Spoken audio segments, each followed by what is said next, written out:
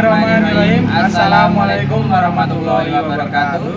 Kami siswa SMA Negeri 1 Gadingrejo kelas 12 IPS 3 semester 6. Video ini dibuat untuk menyelesaikan tugas terakhir sosiologi. Guru pembimbing Bapak Farhan Hadid SPD.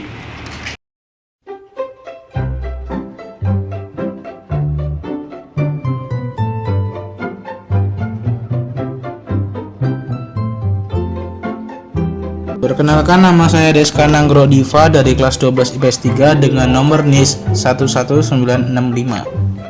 Saya Nando Ardiansa kelas 12 IPS 3 dengan nomor NIS 11979.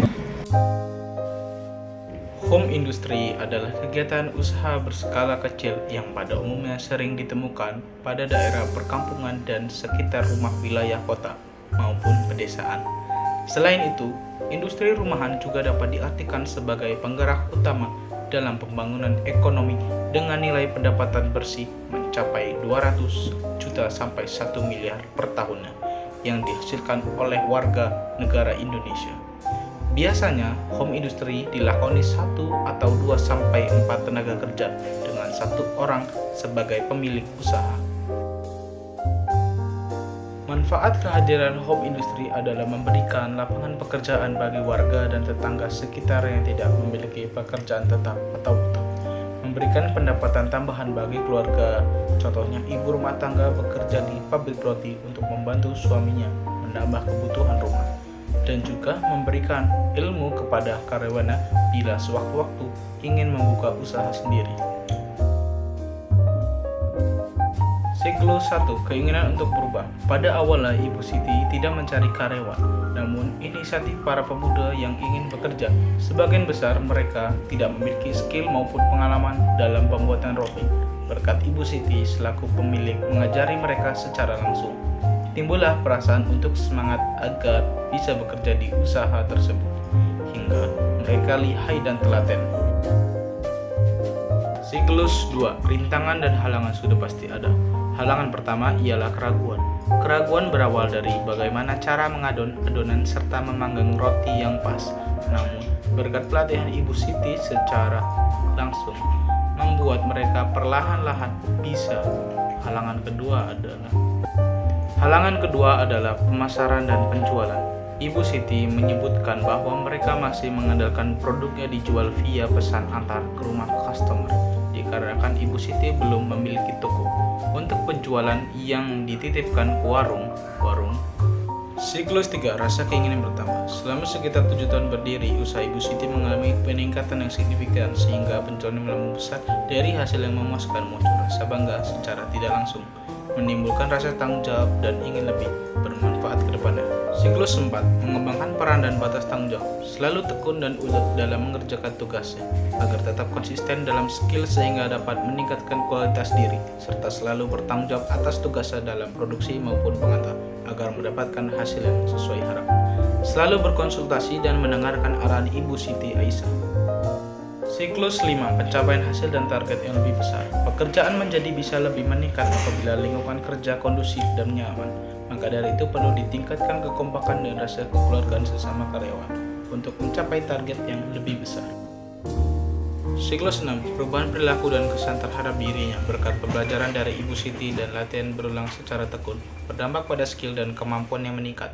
Hasilnya adalah para IRT dapat membantu kebutuhan rumah tangga. Siklus 7. Merasa tertantang untuk upaya lebih besar. Selama bekerja kurang lebih dari 5 tahun, salah satu karyawan kami mewawancarai merasa tertantang untuk membuka usaha rotinya sendiri. Dengan skill yang didapat, memungkinkan bila ingin tercapai. Namun ia berkata bila sudah memiliki modal yang cukup. Pembahasan.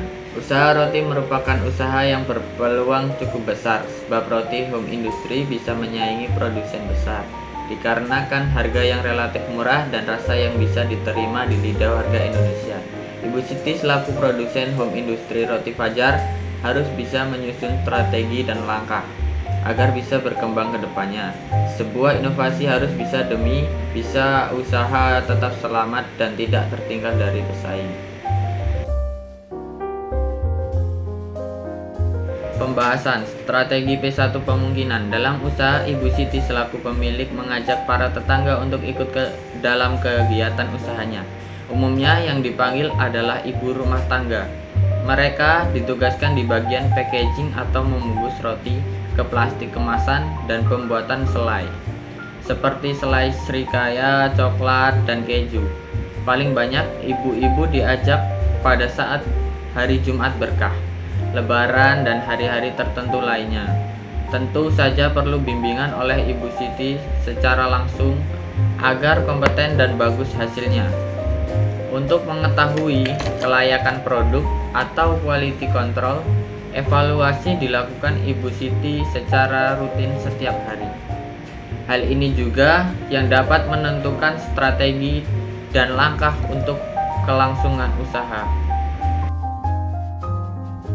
P2 penguatan. Memperkuat merupakan salah satu aspek penting yang harus pemberdaya punya.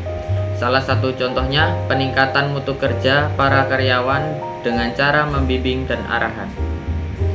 Memberikan motivasi juga penting supaya karyawan tetap semangat dalam pekerjaannya. Kepercayaan diri penting dalam diri setiap karyawannya, seperti membimbing dan mengarahkan karyawan agar bisa meningkatkan kinerja kerja. Tidak lupa memberikan motivasi dan konseling langsung dengan Ibu Siti, supaya Ibu Siti bisa mengevaluasi apa kekurangan atau penghalang karyawan tersebut.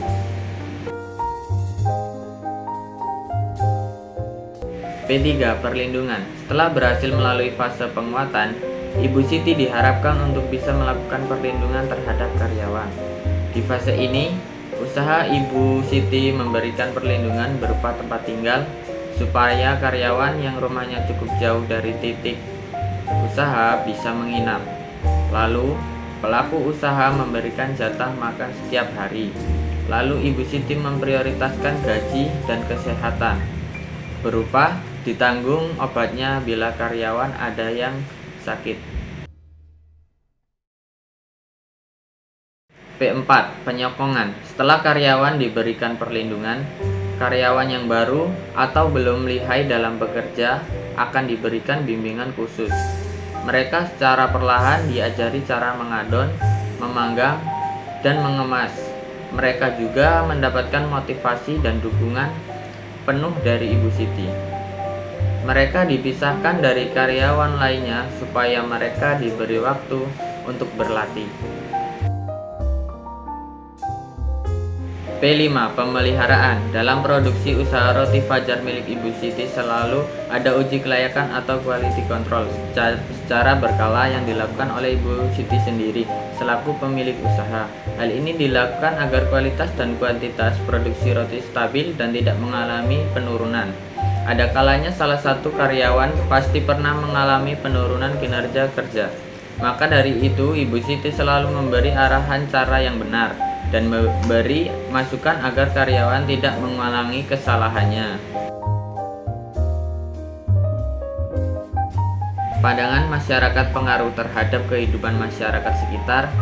Masyarakat sangat terbantu dengan adanya usaha roti fajar milik Ibu Siti. Usaha roti fajar milik Ibu Siti menjadi lapangan pekerjaan bagi masyarakat sekitar, sehingga perekonomian masyarakat sekitar menjadi terbantu akibat adanya usaha roti fajar milik Ibu Siti. Perkembangan usaha dari waktu ke waktu. Awal usaha berjalan pada tahun 2016. Ibu Siti dulunya menjual dagangannya sendiri dan menggunakan alat seadanya. Lalu, selang setahun usaha Ibu Siti meningkat signifikan hingga terkumpul modal untuk membeli mesin produksi. Seiring berjalannya waktu, kini Ibu Siti memiliki total 10 pekerja. Dampak positif bagi warga sekitar. Biasanya pada hari Jumat Ibu Siti mengadakan Jumat Berkah, yaitu memberi roti kepada warga sekitar secara cuma-cuma. Roti dikirim oleh satu pekerjanya untuk dikirimkan ke masjid-masjid, dan setiap hari raya warga sekitar diberi THR. Kesimpulannya dari analisis kami, pemberdayaan merupakan aspek penting bagi masyarakat. Dari pemberdayaan bisa membantu ekonomi suatu keluarga. Industri roti fajar di Desa Kebagusan merupakan salah satu contoh kecil hasil pemberdayaan di desa kebagusan yang bergerak di bidang bakery. Roti Fajar menjadi lapangan pekerjaan bagi warga sekitar. Kini, Roti Fajar memiliki total 10 karyawan. Pekerjanya adalah para pemuda dan ibu-ibu RT. Bisa disimpulkan bahwa pemberdayaan telah berhasil karena membantu perekonomian warga sekitar. Generasi muda diharapkan bisa menjadi pemberdaya di kemudian hari. Lapangan pekerjaan saat ini sangat dibutuhkan. Karena adanya pemberdayaan diharapkan bisa membantu perekonomian desanya. Dari Ibu Siti kita dapat belajar bahwa pemberdayaan bisa berhasil asal berusaha dan tekun. Ibu Siti yang awalnya hanya bermodalkan alat seadanya dan kini sudah berhasil memberdayakan banyak orang dari desanya.